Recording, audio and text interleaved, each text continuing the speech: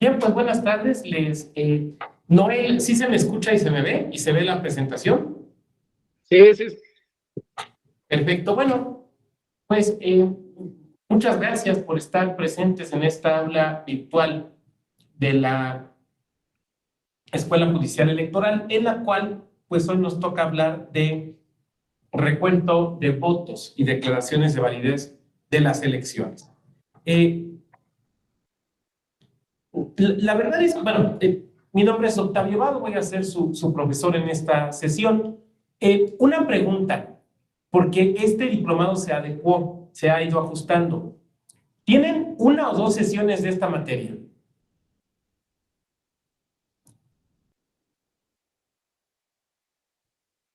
¿Dos, Miguel? Perfecto, ok, sí, quedó como debe ser. Es que luego íbamos corriendo y la verdad es que es un tema que es bastante amplio. Bueno, decía yo, mi nombre es Octavio Vado, voy a ser su profesor en esta sesión y la de lunes. Eh, para hablar, pues bueno, de resultados de declaración y validez y recuentos de las elecciones.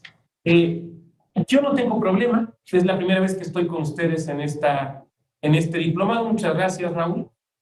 Yo no tengo ningún problema si ustedes me hablan de tú o de usted, si me dicen doctor, licenciado, maestro, como quieran. La gente normalmente me dice Vado, ¿no? Con este apellido que tengo no necesito apodos. Mientras no me digan güey, yo no tengo problema.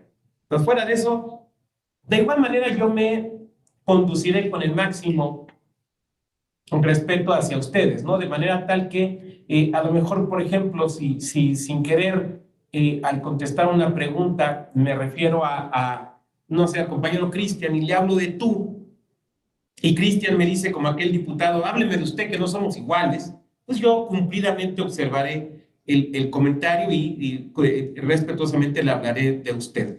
Pero lo que quiero decir, digamos, es que trataremos de conducirnos, desde luego, pues con el debido respeto que entre compañeros académicos se merece. Lo segundo es pedirles que me permitan ir avanzando en la presentación, tanto el día de hoy como el día lunes. Voy a ir dejando un espacio para preguntas y comentarios de su parte. Se vale perfectamente que hagan algún comentario. A lo mejor la compañera Piedad, por ejemplo, nos platica, oiga, fíjese que yo ya estuve en un recuento y se hace así, y lo hicimos de esta y de esta manera, y le voy a agradecer mucho que nos comparta esa experiencia. Pero lo que sí les voy a pedir es que me permitan ir avanzando en el tema para que yo no me pierda. Porque si no, de repente, a lo mejor en algún punto Eduardo me hace una espléndida pregunta, me clavo, me voy por ahí y ya no me regreso. Y ustedes, desde luego, se merecen una clase ordenada, una clase sistemática. De manera tal que si alguien quiere hacer algún comentario, pues ya ven que en la parte de abajo está el chat, ¿no? Entonces pueden anotarlo ahí para que no se pierda, o si tienen a la mano una libretita y una pluma, pues ahí lo anotan y pues ya después lo podremos atender. Pero insisto, sí le vamos a dar un buen tiempo a sus preguntas y a sus comentarios. ¿Hasta aquí alguna duda? Bueno, vamos a ir empezando. Bien,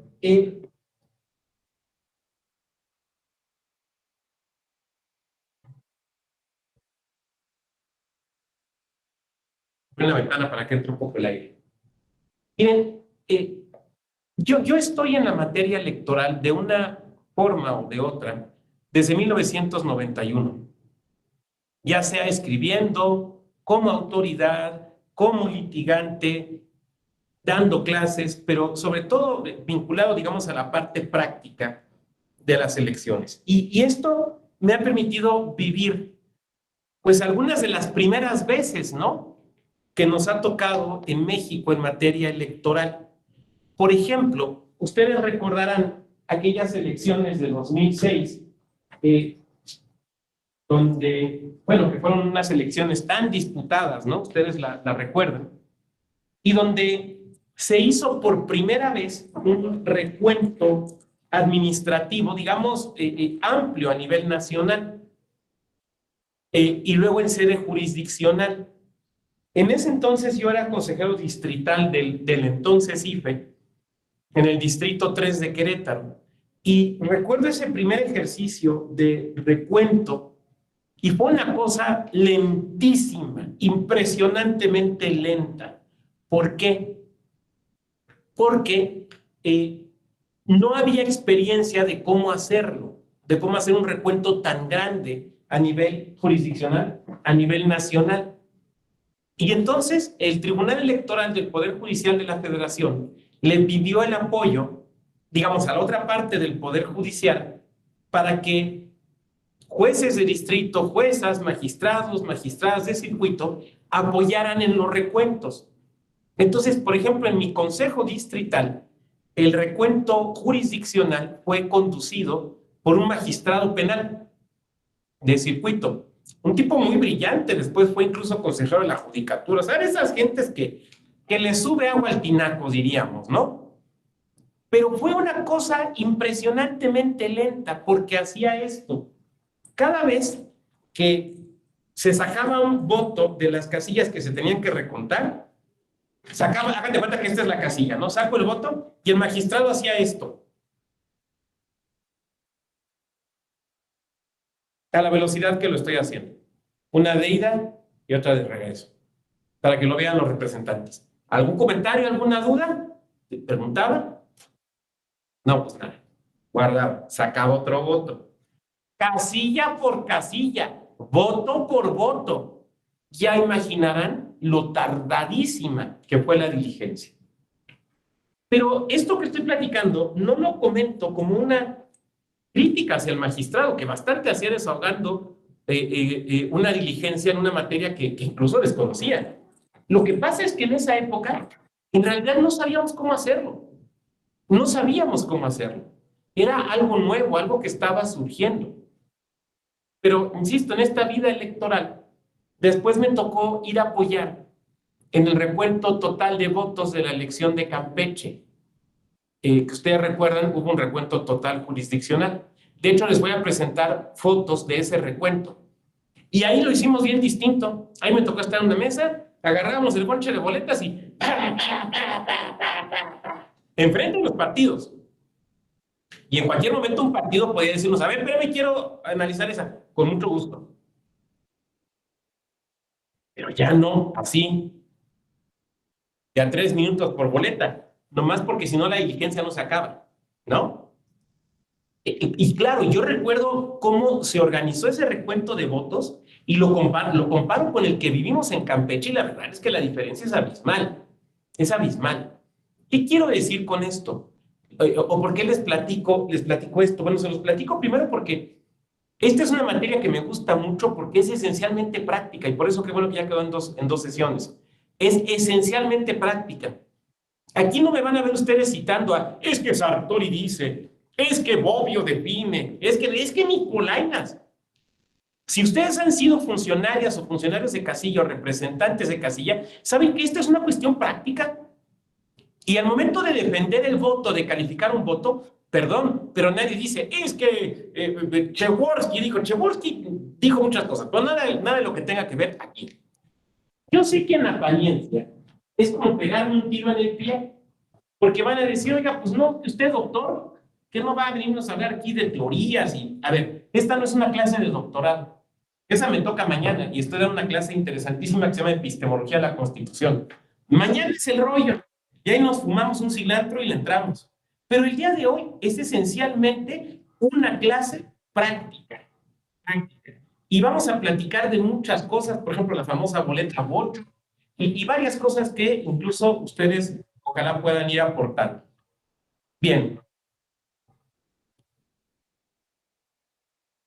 perdón, ahí estoy, ahí estoy. Bien. Un primer elemento que tenemos que tener claro es la distinción entre resultados y declaración de validez y otro que es el recuento de los votos. Los resultados y declaración de validez son aquellos actos que se realizan para saber quién ganó una elección y que esencialmente implican el que se computen las actas que se entregan en los órganos distritales o municipales en la jornada electoral. Esencialmente es eso. Y la declaración de validez tiene que ver con verificar el cumplimiento de los requisitos constitucionales de la elección, pero también de que la persona que ganó cumple con los requisitos. Básicamente es eso. Ahora, es obvio que esto puede cambiar, o cambia, mejor dicho, en cada legislación, porque si bien la jornada electoral está regulada de forma exclusiva, digamos, con reserva de ley, en la Ley General de Instituciones y Procedimientos Electorales, los resultados, las declaraciones de validez, están regulados en la legislación local. En el caso de los recuentos, hay criterios, bueno, hay bases, digamos, judiciales, bases, digamos, legales, pero sobre todo lo que vamos a tener son criterios judiciales, que son los que vamos a también a ir platicando. Un elemento fundamental también es distinguir entre el PREP y el conteo rápido. Esto es muy importante para lo siguiente. El PREP es un programa de resultados electorales preliminares que, como ustedes saben, y si no, lo estoy platicando, implica la publicación de las actas de las casillas para que, desde la jornada, desde, digamos, la conclusión de la jornada electoral. ¿Con qué finalidad? Con la finalidad de que la ciudadanía pueda saber, pues, cuáles son los resultados, ¿no? En un programa que, si bien es oficial, porque lo realizan o lo respaldan o lo presentan las autoridades administrativas electorales, es un programa de resultados preliminares que no necesariamente da el mismo resultado, ¿no? O sea, puede haber una separación, una diferencia entre el resultado dado en el PREP al resultado dado en el recuento, en los cómputos de las elecciones. ¿Por qué puede ser esto? Por varias razones. La primera, porque puede ser una elección pequeña. Piensen ustedes un municipio, una elección municipal, porque, a ver, esto no nada más hay que pensarlo en lo federal, ¿no? O sea, tenemos que pensarlo también desde lo local. Piensen en una elección municipal donde solamente hay 10 casillas, nomás hay 10 casillas. Y en una elección cerrada, si no se puede capturar un acta para el PREP, puede que cambie el resultado. ¿Por qué puede ser que no se capture? Por ejemplo, porque no llegó, ¿no? Porque no la pusieron por fuera, sino que la pusieron adentro, entonces no se puede capturar. Pero idealmente, los resultados del PREP y los resultados del cómputo de las elecciones debería ser el mismo. Ahora, ¿por qué nos va a servir, por ejemplo, para los recuentos administrativos? Por lo siguiente, del resultado del PREP ya podemos saber con mucha certeza, si bien no total, sí con mucha certeza, ya podemos saber si una elección viene apretada, si una elección viene difícil, si en una elección posiblemente tengamos recuento. Cuando esto sucede, o sea, y esta es información que viene del PREP, entonces el órgano electoral toma previsiones, ¿no? A ver, hay que mandar gente, hay que organizarnos, hay que avisarle a los partidos porque a lo mejor vamos a tener que integrar equipos de trabajo con las consejerías. O sea, tanto los partidos como el órgano electoral tienen que tomar una serie de decisiones. Entonces, puede ser derivado del PREP que el órgano electoral, por ejemplo, el Consejo Municipal o el Consejo Distrital, le avise al órgano central y le diga, oye, ¿sabes qué? Seguramente aquí hay recuento, mano, porque la diferencia entre el primer y segundo lugar es del 1%. O es del 2.2, pero pues está muy chiquita igual y en el cómputo se nos reduce, ¿no? Ahora, esta no como una decisión ya absolutamente tomada, porque, insisto, lo relevante es el resultado del cómputo, pero la verdad es que ya te da una información que te permite prever lo que pueda suceder. La diferencia con el conteo rápido es que el PREP idealmente implica la captura de todas las casillas, ¿no? O sea, de todas las actas de casillas. Ah, bueno, antes le llamábamos actas de casilla, ahora con la reforma electoral se le llama acta única de elección. Entonces van a ser un acta por cada elección, ¿no? Bueno, lo digo porque puede ser que en la misma jornada haya 2 o 3 o 4 o 6 elecciones. Hay ocasiones que tenemos 6 elecciones. Por ejemplo, el año próximo hay estados donde se va a votar por presidente de la República, Senado, diputaciones, gubernatura, diputaciones locales y ayuntamientos. Entonces van a ser 6 actas. Oiga, y el acta de casilla, esa desaparece. Con la reforma electoral, el acta de casilla, ¡pum!, ya desaparece. El conteo rápido, no. El conteo rápido es un ejercicio estadístico de los resultados en ciertas casillas que se han seleccionado previamente para establecer una presunción de cómo será el resultado de la elección. El arte, entonces, en el conteo rápido es la elección de esas casillas que se van a contar, porque no son todas. En el PREP son todas, en el conteo rápido no. Ahí se hace un ejercicio estadístico con gente pues muy sesuda en estos temas, justamente de estadística, y se dice, por ejemplo, para tener una predicción del resultado de la elección de gubernatura, necesitamos levantar 154 casillas. Muy bien, ese es el primer dato. El segundo dato es, ¿qué casillas? Y entonces esta gente con una serie de fórmulas y elementos determina, a ver, son esta y esta y esta y esta, porque obviamente no es así como que, pues hay las que estén cerca, ¿no? Para efectos de prever la posibilidad de un recuento, el dato que a nosotros nos va a servir no es propiamente el del conteo rápido, sino el del PREP. Porque además, el conteo rápido se da exclusivamente de elecciones, o en principio, elecciones de presidencia de la República y de gubernaturas. Normalmente no se da para ayuntamientos, diputaciones y senadurías.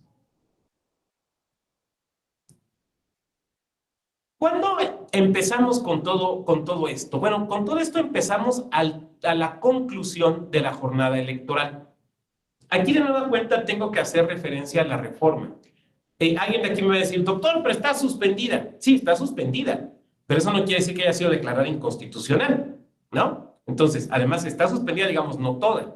Entonces, tenemos que estar rebotando los temas. Bueno, hasta antes de la reforma que se publicó el día 2 de marzo, en lo federal se recibían los paquetes de las casillas el día de la noche de la jornada y se realizaba un cómputo, exacto, Eduardo, muchas gracias, y se realizaba, y además respecto a lo que tiene que ver con la estructura orgánica. Pero me perdí. ¿Dónde está? Me fui, perdón. A ver, bueno, recapitulo. Se recibían los paquetes, pero el escrutinio y cómputo, o el cómputo distrital, no se hacía ese día, sino hasta el miércoles siguiente. Con la reforma, la idea es que el cómputo inicie el mismo día, digamos la misma noche, de la jornada electoral, conforme van llegando los paquetes, que es el modelo que, por ejemplo, ya se seguía de antiguo en el Instituto Electoral de la Ciudad de México, antes del Distrito Federal. Digamos que ese modelo ahora se va a manejar a nivel federal. En el caso de las entidades, ahí varía. La mayoría lo que tienen hasta el momento es un modelo en el cual funciona como el antiguo modelo del INE. Se recibe toda la paquetería en la noche del día de la jornada, pero se hace el cómputo después. En algunos estados el miércoles, en otros el martes. Y normalmente los cómputos de las gubernaturas se hacen hasta el sábado o el domingo. Ahora, eso es como estaban las legislaciones locales antes de la reforma. Esta parte de la reforma no las impacta de manera directa, porque tiene que ver solo con las elecciones federales. Sin embargo, podría suceder que las legislaturas locales quisieran replicar el modelo federal. Pero bueno, pues eso no lo podemos saber, ¿no? Bueno, ¿cuál es el flujo que tenemos en esto entonces? Los paquetes se van recibiendo en el orden en el que han sido entregados. El funcionariado electoral acreditado extiende un recibo señalando la hora de entrega y los datos de entrega. Estos paquetes se van a guardar en la sede del consejo hasta el momento del cómputo. O, bueno, ya con la reforma, pues el cómputo va a ser inmediato. Y se resguardan en una bodega electoral. Ahora, Esto es lo que dice la ley y desde luego es correcto. O sea, este es el procedimiento a seguir. Sin embargo, tenemos que verlo desde una perspectiva mucho más operativa, ¿no? Aquí entra en función una noción, la voy a tener que comentar porque tiene que ver con todo esto, sobre todo lo vamos a ver con los cómputos, una noción que es muy importante en materia de proceso electoral y que trajimos del derecho penal, que se llama cadena de custodia. Todo esto tiene que ver con algo que llamamos cadena de custodia.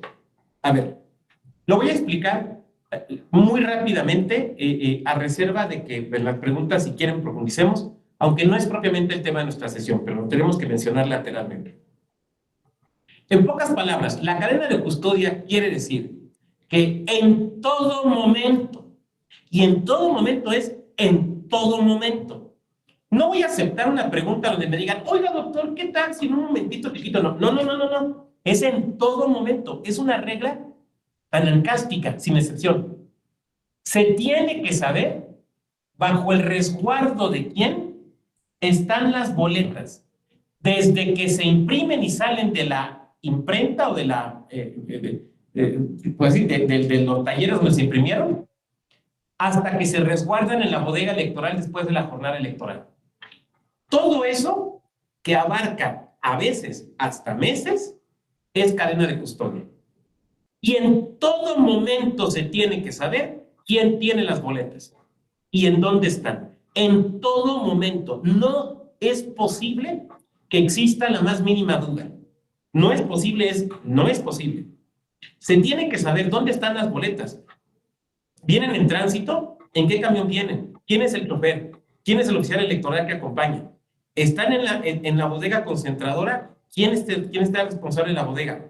¿Ya se mandaron con el CAE para entregar? ¿Qué CAE se los llevó? ¿A qué hora se los llevó? ¿A dónde se los llevó? ¿Ya lo tiene la presidencia de la mesa directiva de casilla? ¿Quién es? ¿A qué hora lo recibió? ¿Están en la casilla o se van a entregar el paquete electoral al órgano electoral? Donde tengan que estar, porque tienen que estar en distintos lados. Está bien, donde tengan que estar, pero con absoluta certeza. No puede haber duda. Si hay duda, se rompe la cadena de custodia. Y si se rompe la cadena de custodia, puede, no siempre, pero puede provocar la nulidad de la elección. Así de sencillo. O mejor diría yo, así de grave. Miren, elecciones como la del municipio del centro, o sea, la capital de Tabasco, Villahermosa, o la capital de Nuevo León, Monterrey, y al decirlo se nos antoja una carnita asada con una cervecita, ¿no? Se han anulado por problemas de cadena de custodia. Se han anulado. Entonces, es fundamental el tema de cadena de custodia. Miren ustedes, si ustedes trabajan en un órgano electoral o escuchan decir a un funcionario electoral administrativo que el encargado de la bodega debe ser el fulano más mamé que se encuentra en el gimnasio para que cargue mucho, híjole, ahí hay un problema. Ahí tenemos un gravísimo problema, porque esa persona no ha entendido el tema de cadena de custodia. Y eso es muy, pero muy peligroso. Y lo digo con esta claridad que se lo estoy diciendo, porque así se lo he dicho a los soples cuando me ha tocado darles capacitación en este sentido. La cadena de custodia implica un absoluto conocimiento en todo momento. La cadena de custodia no es comprar al que levanta más para que cargue más cajas. A ver, esto es cadena de custodia, no es cargar cajas. Esto es otra cosa. Aquí es muy importante porque imaginen ustedes el siguiente ejemplo. Imaginen que esta mesa en la que estoy es la mesa de recepción del Consejo Distrital o del centro de acopio. Y entonces, esta maleta es el paquete electoral, que de hecho se parece mucho a un paquete electoral, ¿no? Se digan que tiene incluso hasta afuera para poner aquí la que va para el PREP y todo. Tengo unos papeles. Hagan de cuenta que este es el paquete electoral. Ahí hay un punto importantísimo. Hagan de cuenta que yo soy el funcionario electoral que está recibiendo el paquete. Del otro lado está la presidenta o presidente entregando. Yo tengo que recibir el paquete y yo no en ese momento le voy a dar su recibo. Sí, como no, a ver qué casilla tienes 24 contigo. No, ahora está tu recibo. No, no es palomero. Yo sé que ese día muchísima chamba. Yo tengo que tomar el paquete y revisar.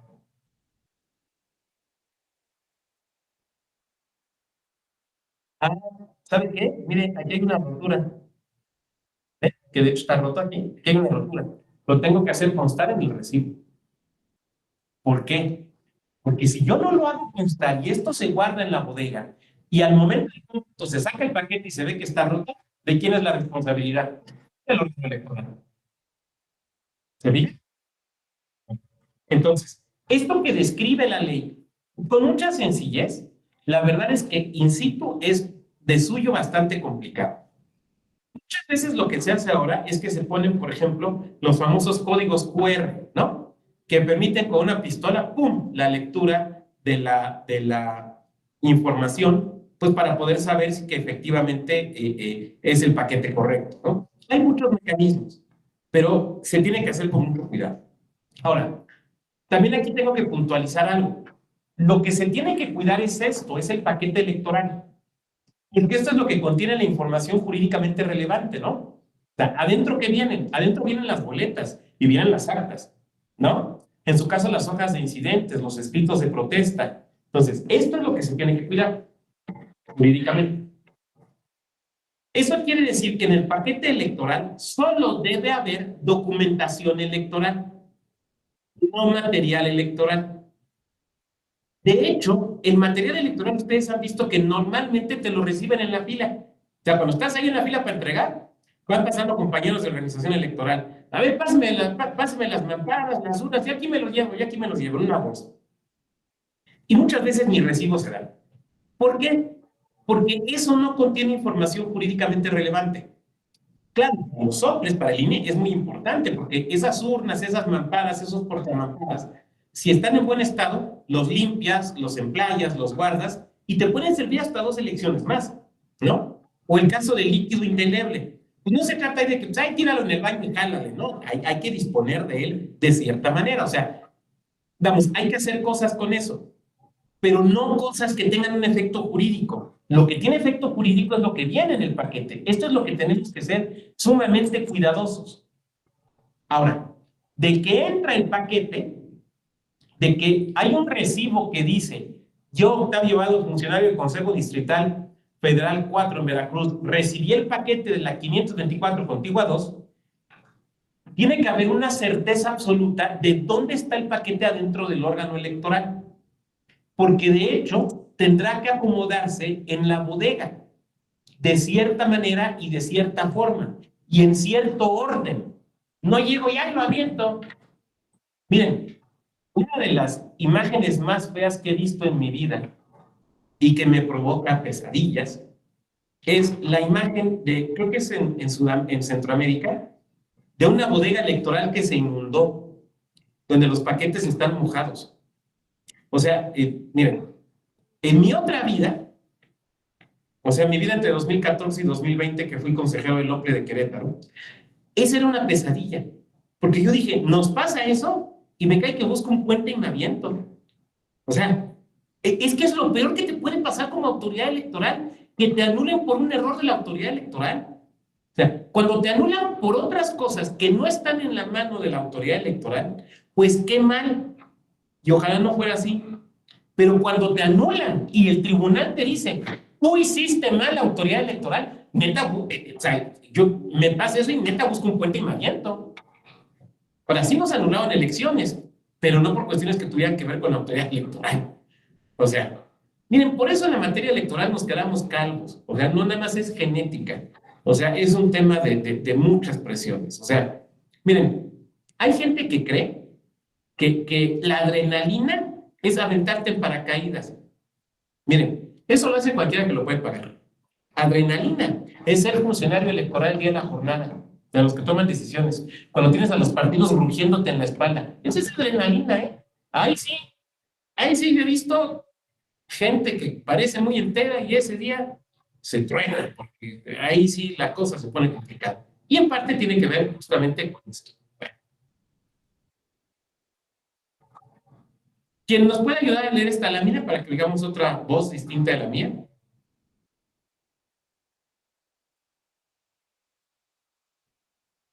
Adelante, quien quiera. Adelante, Andrés. ¿Qué tal? Buenas noches. Cómputos distritales es la suma que realiza el Consejo Distrital de los resultados anotados en las actas de escrutinio y cómputo de las casillas en un distrito electoral. Sesionarán a partir de las 8 horas del miércoles siguiente al día de la jornada electoral para hacer el cómputo de cada una de las elecciones. Presidente de los Estados Unidos mexicanos, diputados, senadores. Cada uno de los cómputos se realizará sucesiva e ininterrumpidamente hasta su conclusión. Permítame. Podrán acordar que los miembros del Servicio Profesional Electoral Nacional se sustituyan o alternen en las sesiones. Los consejeros electorales y representantes de partidos políticos deben acreditar a quienes vayan a suplirlos en sus ausencias. Muchas gracias, Andrés. Miren, ¿Sí? aquí tenemos la definición del cómputo y los cómputos distritales y cómo se realizan. A ver, hay un primer escrutinio y cómputo en casilla, ¿no? Que nos da, que ustedes ya lo vieron, que nos da el resultado de la casilla. Aquí estamos hablando del que se da en el órgano electoral. Esta lámina se refiere al distrital porque está pensada para lo federal. Pero si lo aterrizamos en lo local, pues también hay cómputos municipales. Entonces, esto es muy sencillo. Donde dice distrital, puede ser distrital federal o distrital local, o puede ser municipal. Digamos, la mecánica es más o menos la misma.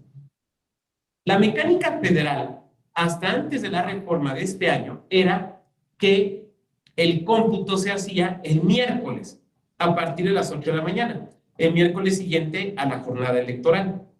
En la mayor parte de las entidades, así está todavía.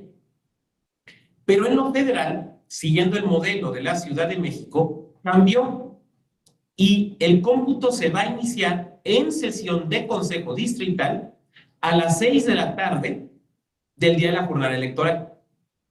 Dicho de otra manera, el día de la jornada electoral, los consejos distritales van a tener al menos 2 sesiones. La sesión de seguimiento de la jornada, que iniciará a 7, 8 de la mañana y deberá concluir antes de las 6 de la tarde, y la sesión de cómputo, que arranca a las 6 de la tarde. ¿Ok? Ahora bien, el cómputo se realiza en un cierto orden previsto por la ley. No es que cada consejo diga, ¿por cuál quieren que empecemos? Pues ¿cuál creen que esté más tranquila? Pues la de presidente, como que ya ganó el que ganó, dale más rápido.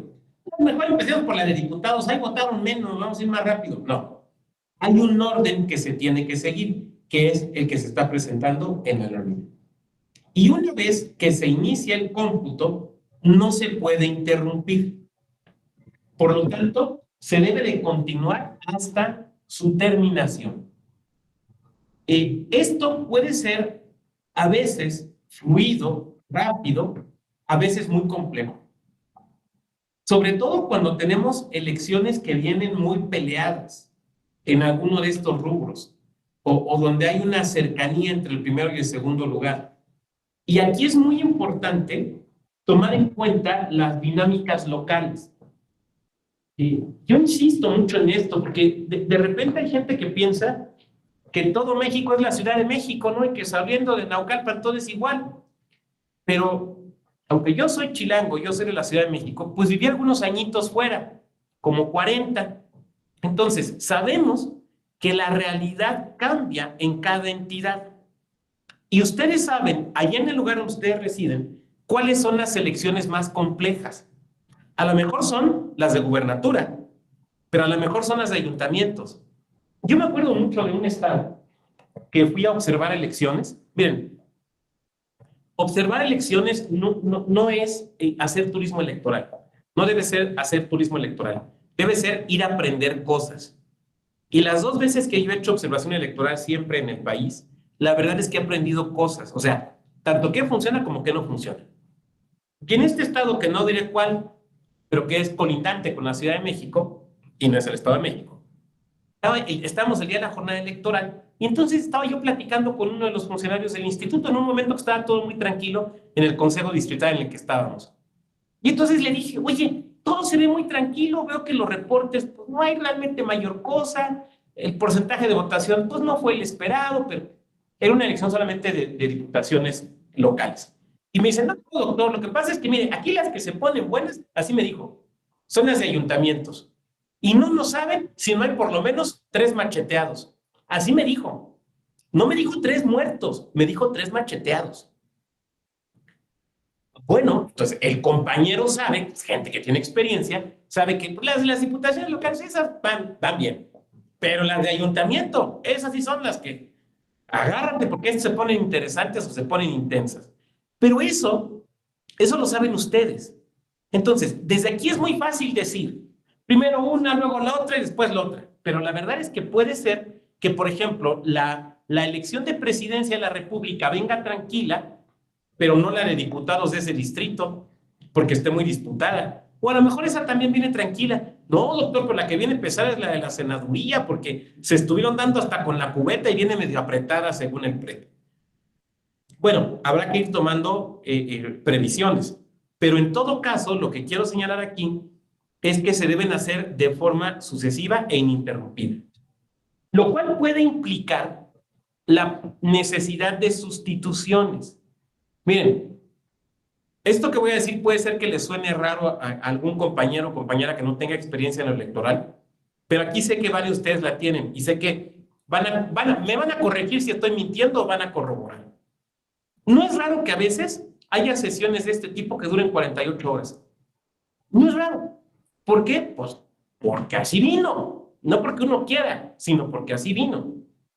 Entonces, por ejemplo, se tiene que prever la sustitución de las consejerías, porque no van a estar las 48 horas. Que se sacrifiquen un día por la democracia. No, papá, no es que se sacrifiquen. Es que cuando tienes ya 12 horas sin dormir, pues que las cuentas no te salgan muy bien, ¿eh? Y no estamos hablando de que estás pagando ahí unos merengues. Estás determinando el sentido de la votación popular. O sea, es algo de cuidado. También los partidos políticos pueden prever esto y generar, pues, las distintas sustituciones. Ahí les voy a platicar otra experiencia. Miren, luego hay gente que dice, si es que el doctor Ramos cuenta muchas experiencias o cuenta muchas cosas que le han pasado y como que no. Pero bueno, tampoco es que les esté contando qué croquetas les compro a mi gato, ¿no? O sea, trato de contarles cosas que tienen que ver con la materia. Esto que les voy a contar es cierto, yo lo viví. En esa elección de 2006, en la sesión de cómputo, una coalición acreditó a más de 11 representantes. 11, no estoy inventando el número. ¿Por qué? Porque se iban sustituyendo. Siempre tenían a alguien fresco en la mesa. Uno ya estaba así como que entregando el bofe y el compañero representante de la coalición estaba enterito. ¿Por qué? Porque los dejaban por poco tiempo. Yo no sé, porque la verdad no lo sé, si era una estrategia de la coalición para que siempre tuvieran gente, digamos, nivelante en la región, o era un tema de que había algún golpeteo interno en el partido y entonces se quitaban y se ponían, no sé. Lo que sé es que tuvieron 11. A veces era problemático porque, fíjense lo que pasó. El primero, el que estuvo al inicio de la sesión de cómputo, tenía su alterón de copias de las actas que le habían dado, supongo yo, sus representantes de mesas directivas de casilla. Cuando lo sustituyen, se las llevó. No se las dejó a su compañero, sino que se las llevó. Lo cual me recordó una frase de Lloyd George, ¿no? Este famoso político británico que fue el primer ministro en la época de la Primera Guerra Mundial. Él decía, hay amigos entrañables, hay amigos, hay conocidos, hay enemigos mortales y compañeros de partido. Porque este no le dejó el material para trabajar al otro. Y entonces el otro lo que hizo fue pedirnos copias al órgano electoral. Pues ahí nos tienen, destinando a algunos compañeros a sacar copias. Y pasó como 2 o 3 veces, porque de repente el que se iba, sí dejaba el alterón de copias de actas, pero luego se las llevaba porque se enojaban o no se daban cuenta o era una estrategia, no sé. Lo que estoy tratando de decir es que esto que estamos platicando aquí lo saben los partidos y lo usan. Y bueno, es su derecho. O sea, es su derecho. Lo pueden hacer.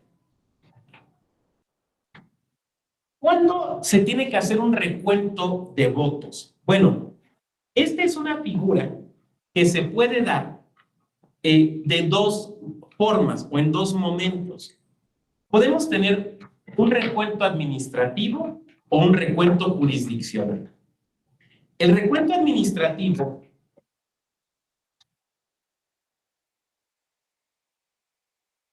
es el que se da por orden del órgano administrativo electoral, el Consejo Distrital, el Consejo Municipal, el Consejo General del OFLE, el Consejo General del INE, un Consejo Distrital. Ese es. Bueno. El recuento jurisdiccional es el que se da por decisión del tribunal, ya sea el Tribunal Electoral local o el Tribunal Electoral del Poder Judicial de la Federación, por cualquiera de los dos. Ahora, tanto el recuento administrativo como el recuento jurisdiccional pueden ser parciales o totales. Por ejemplo, un recuento parcial se da cuando estamos en la sesión de cómputo en el Consejo Distrital. A ver, tráiganse el paquete de la 544 contigua 2. Órale, aquí está el paquete. Ay, Juan, no hay acta, o está ilegible, o en lugar de guardar el acta, guardaron la última copia que es absolutamente ilegible. Vamos a tener que contar. Vamos a tener que contar. Entonces, vamos a hacer de nueva cuenta el cómputo de la votación en esa casilla. Ese es un recuento administrativo, pero es un recuento administrativo parcial de una casilla. Normalmente, en los órganos electorales, distritales o municipales, normalmente sí se hace algún tipo de recuento administrativo, porque casi siempre no debería ser así. Yo sé que no debería ser así, pero bueno, no estoy aquí para platicarles lo ideal, sino para platicarles lo que sucede. Lo que vamos a tener son algún paquete electoral que no viene con acta o que el acta está mal llenada y genera dudas. Y entonces tenemos que recontar. Entonces, ese es un recuento administrativo parcial. El recuento administrativo total es cuando tenemos que contar todo. Tenemos que abrir todos los paquetes electorales de todas las casillas y volver a contar. Ese puede ser un recuento total administrativo o también jurisdiccional total. Porque el tribunal puede decir, a ver, recuéntame estas 15 casillas de las 200.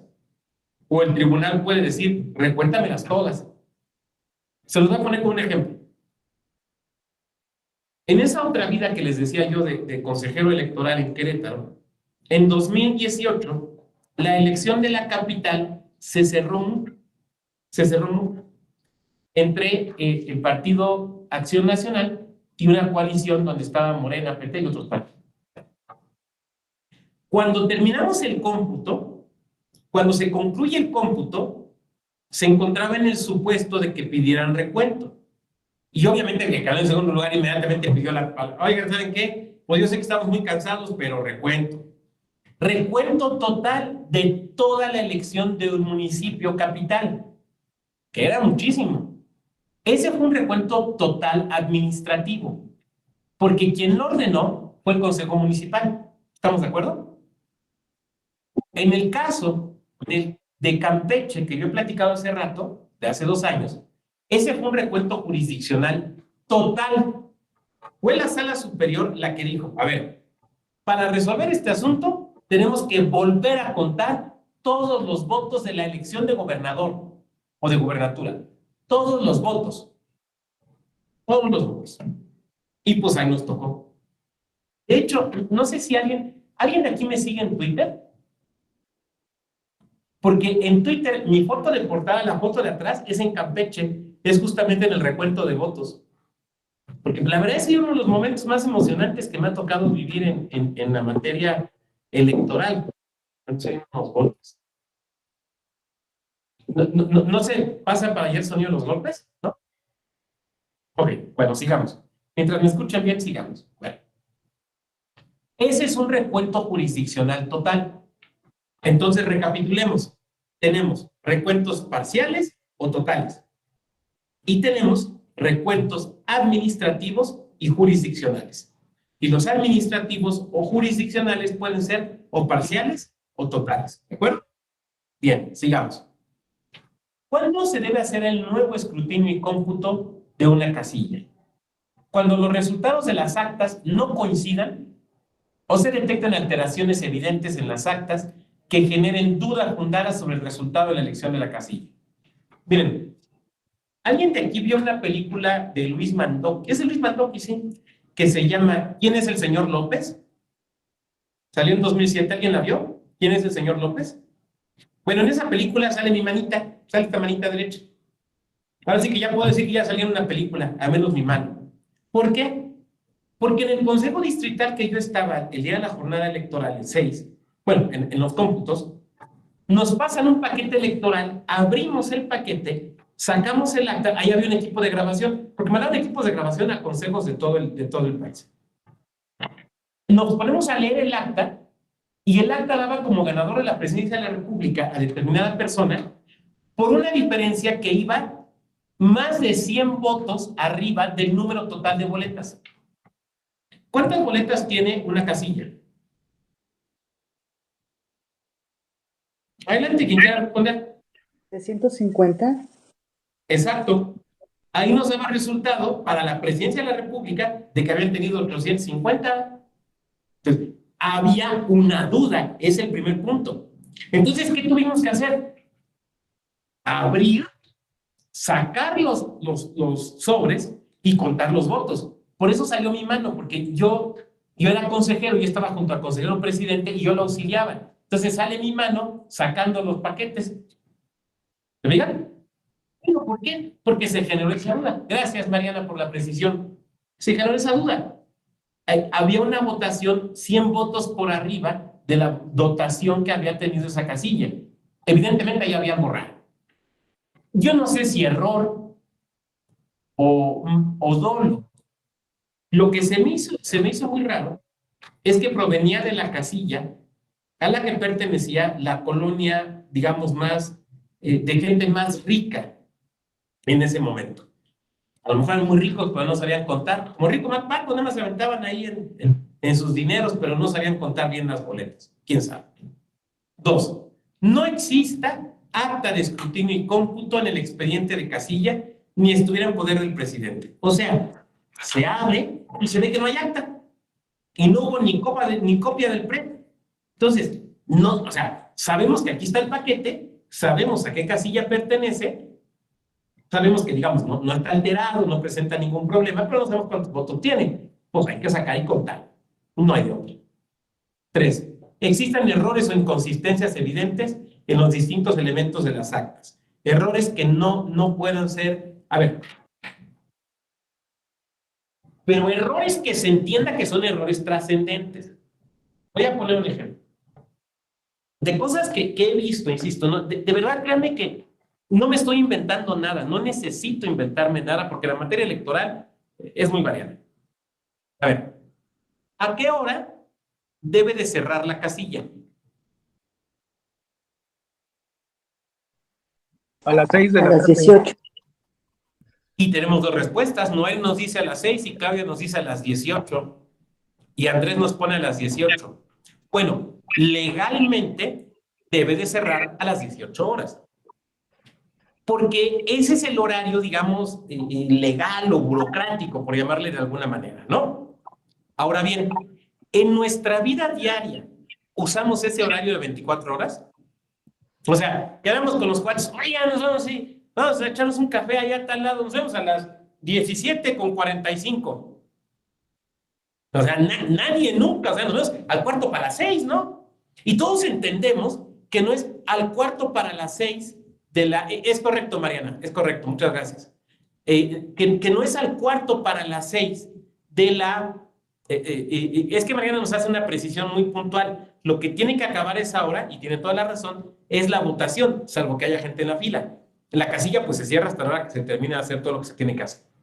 Bueno, no es extraño que te encuentres actas que dicen que se cerró la votación o se terminó a las 6. Y entonces de repente el partido dice, y esto yo lo he leído en agravios que se han presentado, no me lo estoy inventando. Ah, es que eso comprueba que estuvo abierta hasta el día siguiente, porque dice 6. Entonces son 6 de la mañana, porque si no serían las 18 horas.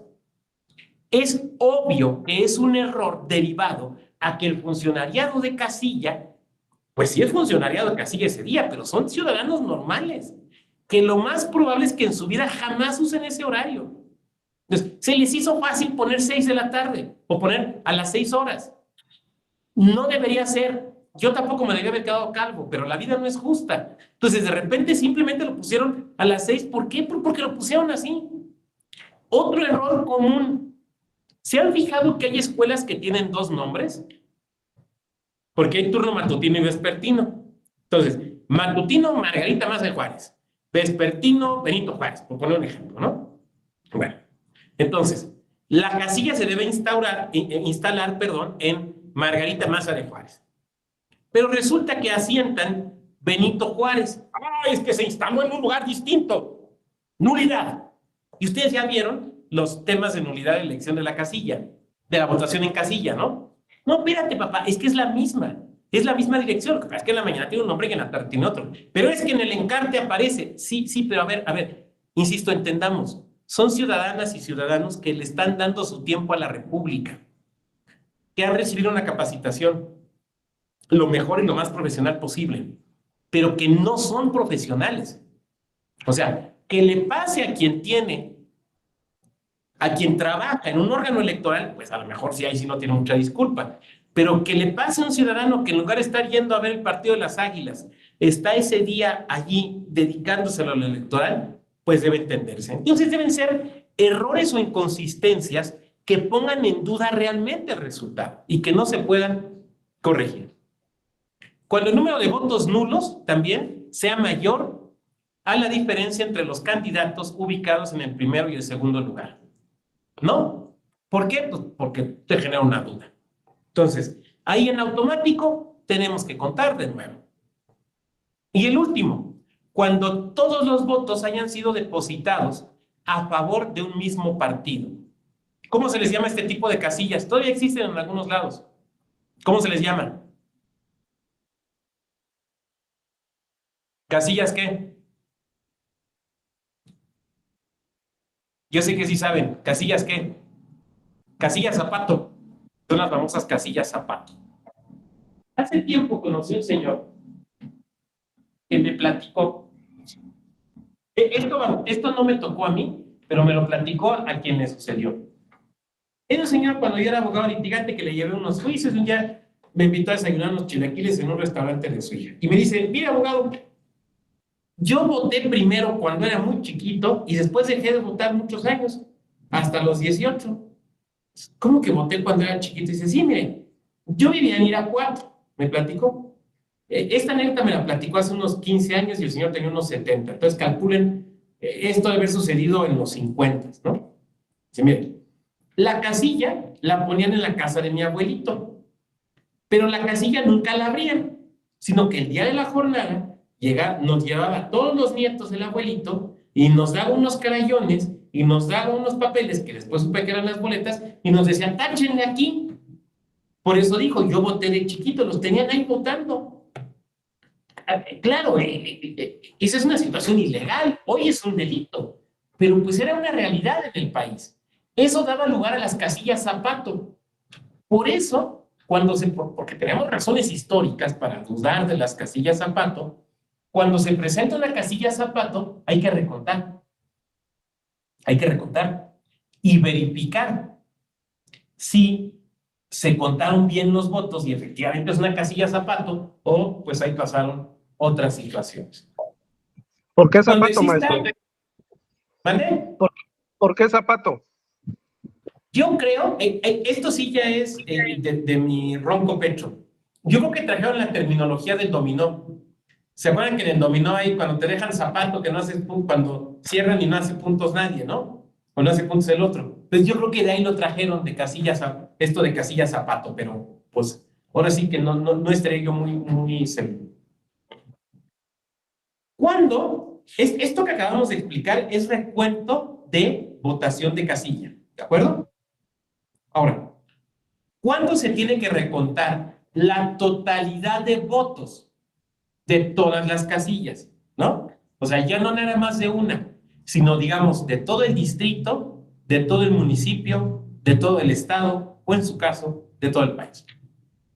Cuando exista indicio de que la diferencia entre el primero y el segundo lugar en la votación sea igual o menor al 1%.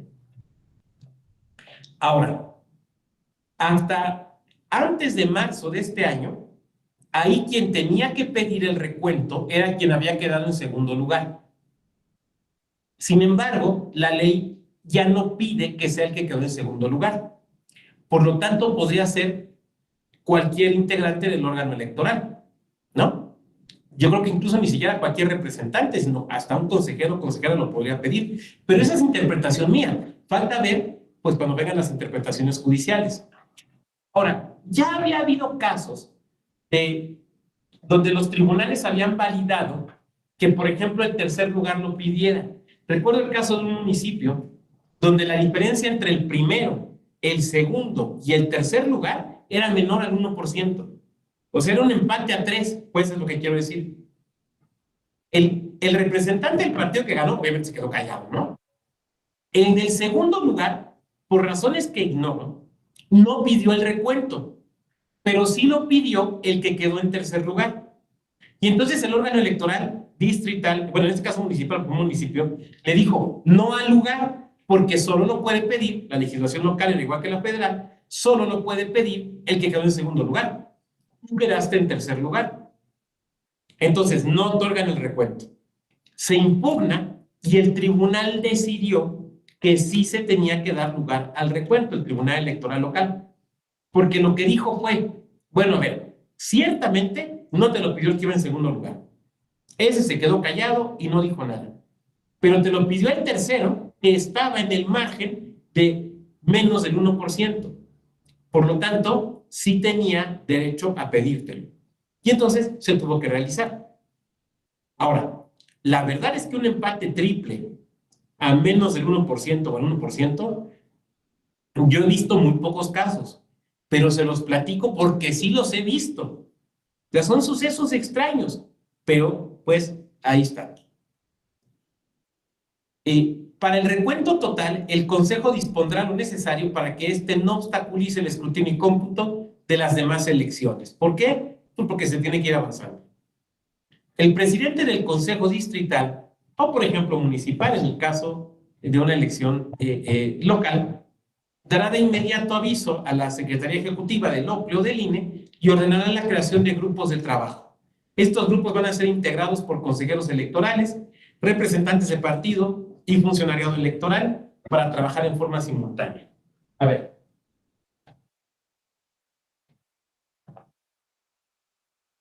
¿Qué va a pasar? Que se van a hacer equipos de trabajo en la cual, supongan ustedes que cada una de estas mesas va a ser un equipo de trabajo. Va a haber tantas mesas como consejeros o consejeras. En cada mesa va a estar un consejero, un representante de cada partido político y el personal auxiliar necesario. ¿Para efectos de qué? De hacer el recuento. Eso quiere decir que se van a estar recontando varias casillas al mismo tiempo o varios paquetes electorales al mismo tiempo. No se va a ir recontando en el pleno del consejo de a uno por uno, porque si se hiciera así, nunca acaban. Entonces, va a ser un grupo de trabajo por cada consejero o consejera.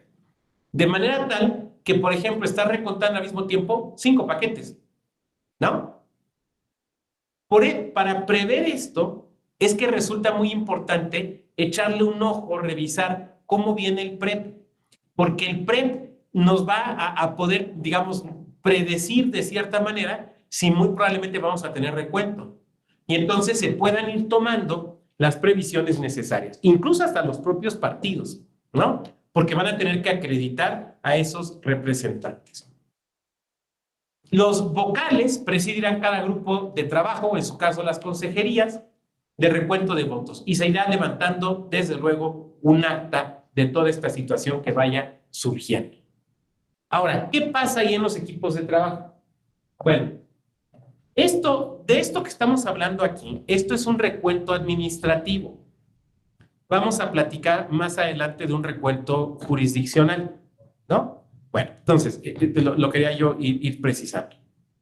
¿Qué pasa cuando en uno de estos equipos, donde no está el consejo en pleno, de repente empiezan a discutir un voto? No, es que yo creo que ese voto sí vale. No, para mí que no vale. Es que se pasó. Pues es que no se pasó. Ay, nomás se ve que se le fue la mano tantito. O sea, empieza a haber una disputa acerca de la validez del voto. ¿Quién va a decidir sobre la validez de ese voto? ¿Ese grupo o se va a tener que llevar al pleno del consejo?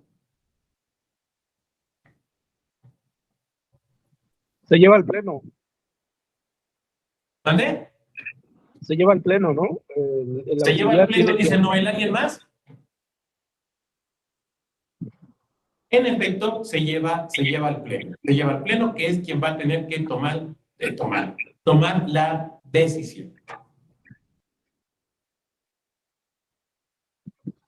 Si los grupos de trabajo, aquí viene, existe controversia sobre la validez o la nulidad de uno o más votos, estos se reservan, se apartan y serán sometidos a la votación del pleno del Consejo Distrital para que éste resuelva. Ahorita, bueno, no ahorita, el lunes, les voy a platicar cómo se hace esto en el recuento jurisdiccional. Porque cuando se hace el recuento jurisdiccional no hay pleno. Entonces se hace de otra manera. Noel, creo que se te quedó prendido el micro. Ah, sí, El gracias. presidente del Consejo Distrital realizará en sesión plenaria la suma de los resultados asentados en las actas de cada equipo o grupo de trabajo. Perfecto. Pero permítame un segundito.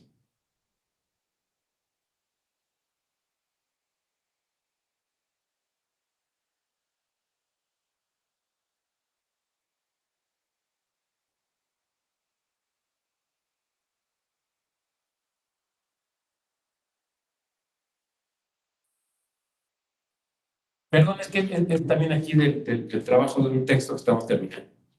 Ahora, decíamos, realizará en sesión plenaria la suma de los resultados asentados en el acta de cada grupo de trabajo, que es un acta que se va labrando al mismo tiempo, y asentará el resultado del recuento en el acta final de escrutinio y cómputo de la elección de que se trata. Excepciones. Los errores contenidos en las actas originales de escrutinio y cómputo que sean corregidos por los consejos distritales, siguiendo el procedimiento establecido, no podrán ser invocados como causal de nulidad ante el Tribunal Electoral. ¿Por qué razón? Porque ya lo que vale no es el acta de la casilla o el acta que se labró en la casilla, sino el acta individual de casilla que se levantó en el recuento del consejo. ¿No? Es que esta tiene errores. Hay que anular porque esta tiene errores. Es que ya no importan los errores de esta, porque aquí ya se hizo un cómputo. Ahora, si esta tiene errores, o sí, o si al abrir el paquete se da cuenta de que ahí hay una situación totalmente irregular, pues sí, pero ya el tema no es el acta original, es lo que quiero decir. Tampoco se podrá solicitar al tribunal que realice recuentos de votos de casillas que hayan sido objeto de recuento en los consejos distritales. Muy bien. Vamos a hacer lo siguiente.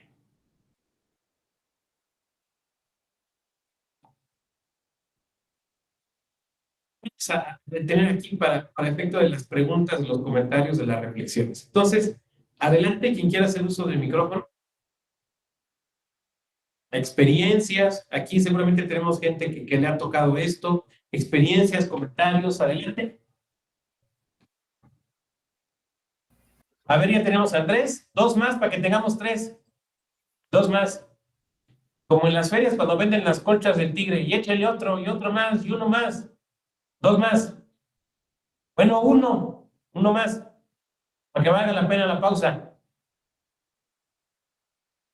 Rafael, muy bien. Primero Andrés y luego Rafael. Bueno, doctor, el comentario más bien respecto a los grupos de trabajo y todo esta situación de los cómputos, nada más pues como que recordar que toda esta planeación se acordará mediante una sesión extraordinaria previa al cómputo, ¿no? Y donde pues tal cual toda la reunión que se tiene con con representantes de partido, pues se analizarán los grupos de trabajo, puntos de recuento, y pues todo lo que se tiene que contemplar, como son, no sé, alimentos, baños, es una labor bastante grande dependiendo el número de casillas a recontar, ¿no? Es una situación bien compleja porque tú nos comentas lo que viene en la ley, en el Reglamento General de Elecciones, y que se le pide incluso a los soples, pero de repente surgen cosas. Por ejemplo, yo recuerdo antes de ser consejero, bueno, era yo que coordinador de asesores de los consejeros, y había un consejo municipal, estábamos en cómputos, que había amenaza de que lo iban a tomar. Y entonces no sé por qué razón dijeron, pues hay que mandar allá abajo, pues me mandaron. Ahora sí que de refuerzo. Pero sería una situación muy interesante, porque lo que tú comentas es cierto. Por ejemplo, hay que mandar comida, ¿no? Esto parece una cosa absolutamente intrascendente, pero no lo es, porque en esas sesiones de recuento tuvimos un problema. El problema fue que el proveedor nos dio comida que venía mal y tuvimos gente que se nos enfermó. No solamente compañeras y compañeros, sino incluso consejeros, consejeras, representantes de partido. Entonces, en ese consejo se dieron cuenta que la comida venía mal y empezó a pasar una cosa muy extraña, como que había una buena dinámica entre la presidenta del consejo, la secretaria y los representantes de los partidos. Entonces, los representantes de los partidos empezaron a pedir comida y empezaron como que a competir. Entonces, la verdad es que nos llevaron unas hamburguesas buenísimas, unas donas muy ricas, frappuccinos, unicornios y cosas por el estilo. ¿Por qué? Pues porque así que se les ocurrió. Pero tuvimos ese problema con la comida. Y me acuerdo mucho, porque ya después, siendo consejero, me tocó, digamos, la parte final del pleito contra el proveedor. Y me acuerdo que nos ofrecía pagarnos, dándonos comida para otros eventos del instituto. Oye, si ya nos enfermaste una vez, no nos vas a enfermar dos, ¿no? Pero sí, desde luego se tiene que prever todo eso. Y es muy interesante lo que cuenta Andrés, porque, por ejemplo, cuando se trabaja esto desde los soples, implica una cuestión importantísima, que es la correcta selección de los lugares donde vas a instalar los consejos. En el caso del INE es, digamos, más o menos fácil, porque tiene sus oficinas pensadas para todo esto. Pero cuando los OPLES tienen que instalar órganos transitorios en proceso electoral, y ahora con la reforma solo van a poder tener órganos desconcentrados transitorios, ya no podrán tener permanentes, como unos 2 o 3 OPLES lo tenían, la selección del lugar, porque tú tienes que seleccionar un lugar que, entre otras condiciones, te permita tener un buen salón de sesiones, donde de ser necesario se instalen los equipos de trabajo. Hay toda una dinámica, protocolos, lineamientos, verificaciones que se tienen que cumplir para la ubicación de estos lugares. No voy a profundizar en ellos porque no es objeto de nuestra sesión del día de hoy, pero la verdad es que es sumamente importante porque este es un elemento que se tiene que prever. Muchas gracias, Andrés, por el oportuno comentario. Muchas gracias. Adelante, Rafael. Sí, buenas noches. Yo disculpe, pero es que no activaron el video, pero no tengo muchos datos. Yo nomás compartiría una experiencia igual para enriquecer el tema.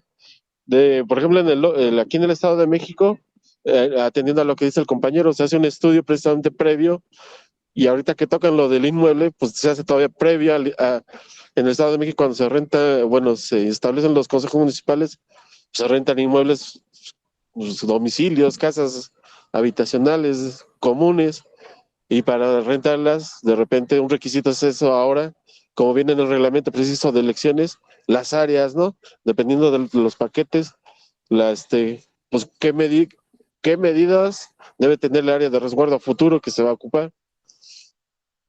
La otra de el recuento parcial o total, pues a veces es mucho duda, tanto de los mismos vocales o de los representantes, porque a veces, bueno, un ejemplo, muchas veces dicen cuál es el parcial o cuál es el total. Digo, pues mire, el parcial es mientras no se ocupe el 100% de las casillas, pues siempre va a ser parcial. Y muchas veces no, es que son 20 y vamos a contar 19, pues ya casi, ¿cómo es el parcial y cuál es el total, no? A veces hay esa pequeña confusión. Pero para eso previo también pues, hay un estudio atendiendo al reglamento de elecciones y atendiendo al código, por ejemplo, en el Estado de México, cuáles son los equipos si hubiera necesario bueno, también hay una fórmula, de hecho, ¿no? Hay matemática por de acuerdo a los paquetes, cuántos equipos de trabajo se tienen que ir estableciendo. También para que se haga, pues, si recordamos, el cómputo o un recuento pues, sería del miércoles a domingo, ¿no? Y no sé, por ejemplo, en el municipio de Catepec, Nesa, en un recuento pues, total, pues cuántas casillas son las que ocuparían ellos, cuántos equipos de trabajo, cuántos se tendrían que establecer para llevar a cabo el procedimiento. Ese es uno, o municipios muy pequeños de 4 o 6 casillas, en donde, al igual que el más grande, lo tiene que hacer, un mismo estudio, las mismas fórmulas, menores equipos de trabajo, pero al final se llevan a cabo del mismo procedimiento. Y ese sería un cuánto, o bueno, ahorita recordando también en el momento que platicaba del punto porcentual entre el primero y el segundo, quisiera enriquecerlo, no sé, en la elección pasada en un municipio aquí en el Estado de México, entre el primero y el segundo hubo un empate, bueno, técnico, menos del 1%, pero entre el tercero y el cuarto también había había una muy pequeña diferencia. Se alejaron del segundo, los dos restantes, pero entre ellos había menos de uno, y también hubo bueno, ese municipio se fue a un recuento total de casillas, de alrededor de 70 casillas era. Y pues más o menos es lo que podría comentar para enriquecer el tema. Y es muy interesante lo que comenta Rafael desde varias perspectivas. Por ejemplo, hay quien ha planteado que para efecto de elecciones municipales o de diputaciones, ya sea federales o locales, no solamente pueda pedir el recuento el que quedó en segundo lugar con este tipo de diferencias, sino que también puedan estar legitimados otros partidos. ¿Por qué? Por la representación proporcional. O sea, esto que nos comenta Rafael de la diferencia entre el tercero y el cuarto, uno podría decir, ay, pues eso qué importa, pues es meramente anecdótico. No, puede implicar el que tengas una regiduría o no, o tengas dos, ¿se fijan? Entonces puede resultar realmente relevante. Otro elemento que quiero destacar de lo que comenta Rafael, porque normalmente no se ve, es lo complejo de encontrar los lugares para instalar los consejos distritales o municipales. Porque suena muy fácil decir, pues una casa, pero como ya decía hace un momento Andrés, si no me equivoco, en primer lugar hay que cumplir con los lineamientos y los requisitos que establece el INE, que tiene que ver, por ejemplo, con condiciones como seguridad para efecto del resguardo de los paquetes electorales, o sea, el tema de cadena de custodia, pero también para que pueda haber un lugar, un salón que pueda fungir como salón de sesiones, no cualquier lugar. Pero además tienes otro problema, que es el hecho de que necesita recibo fiscal. Ahora me van a decir usted, ay doctor, pues es sencillísimo. Sí, pues si vives en México y estás rentando la Condesa, seguro sí, y hasta en inglés te lo dan. Pero a ver, vete a Chingahuapan, Puebla, vete a Tangamandapio, Michoacán. Probablemente no está tan fácil, y de hecho, no lo está. A ver, consigan en la Sierra de Oaxaca un lugar que les dé un domicilio que cumpla todos los requisitos y que además esté dado de alta en el SAT y que te dé recibo. O sea, la neta que no es fácil. Ahora, ya que lo rentaste, tienes que gastar mucho en la adaptación del lugar. Miren, no sé si se fijan acá atrás, en la imagen donde estoy, se fijan que hay unos ventanales, ¿no? Supongan que se renta este lugar para hacer el recuento. De hecho, en este edificio se hizo una vez un recuento ya, por cierto. Y es toda la calle. Evidentemente, o sea, o no se renta este lugar, o esto se cierra, porque no puede estar que esté hacia la calle, porque generaría una gran inseguridad. ¿Se fijan? Entonces, encima de todo, hay que adaptar el lugar. Miren, la clásica, esta me ha tocado verla varias veces. Rentan una casa grandota, y en el primer piso, arriba, no en la planta baja, en el primer piso, está la recámara principal. Y ahí van a poner el salón de sesiones, porque pues, es para lo que alcanza, ¿no? Y junto tiene su baño. Eso pone en riesgo. ¿Por qué? Por una fuga de agua. Entonces, no, pero miren, no lo vamos a usar. Ahí le tapamos. No, no le tapan. Le ciegan el acceso al agua. O, por ejemplo, digo, aquí no hay, pero el famosísimo tema de los tragaluces, ¿no? Tienes un tragaluz ahí en donde va a estar la bodega. Pues vamos a dejarlo. No, tienes que cerrarlo. Ponle varillas, ponle algo. Mire, ya le pusimos una 100 cruz y ya no pasaría más que un niño. Pues ni un niño puede pasar.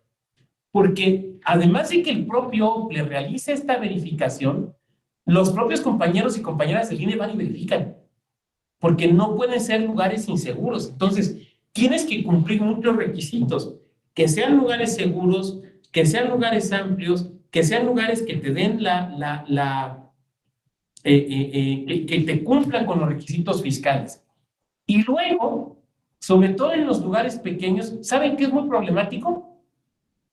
La típica. Ya rentaste el lugar y te salen con que no, se inconforme un partido. No puede estar ahí el consejo. ¿Por qué no puede estar ahí? Porque fíjese que el dueño es cuñado de un primo del candidato del partido de enfrente. Oiga, pero entonces ¿a dónde lo muevo? Pues no sé dónde, pero ahí no puede estar. Miren, esto que voy a platicar no me tocó a mí, pero me lo platicó un consejero de Quintana Roo y yo le creo.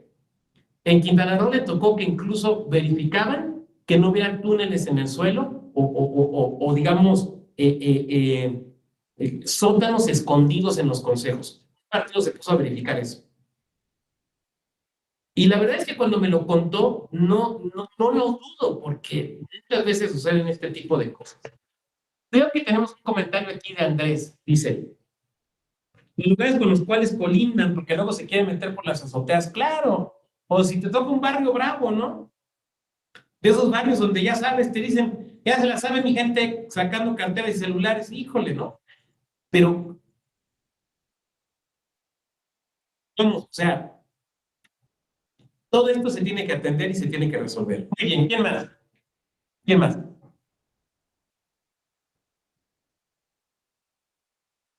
¿Quién más? Bueno, si no hubiera mayor duda o comentario, lo dejaríamos hasta aquí para continuar el día lunes. El lunes vamos a ver cómo opera esto y también los recuentos judiciales. Particularmente voy a estar ilustrando con el último gran recuento jurisdiccional, que fue el de Campeche, porque me parece que puede ser muy interesante. Miren, la verdad es que fue una experiencia muy padre, porque incluso estaban los compañeros de Morena afuera y estaban tocando puras cumbias. Entonces de repente, y se te colaba el sonido. Entonces de repente ya estabas contando boletas así, o sea, como con bailadito, ¿no? Estabas oyendo las cumbias. Y la verdad es que fue una gran experiencia, que además fue un recuento en pandemia y fue un recuento antes de las vacunas. Muy interesante. Nos vemos el lunes. Que tengan buena tarde. Buen fin. Gracias, doctor. Buenas noches. Hasta luego, buenas noches. Nos vemos el lunes.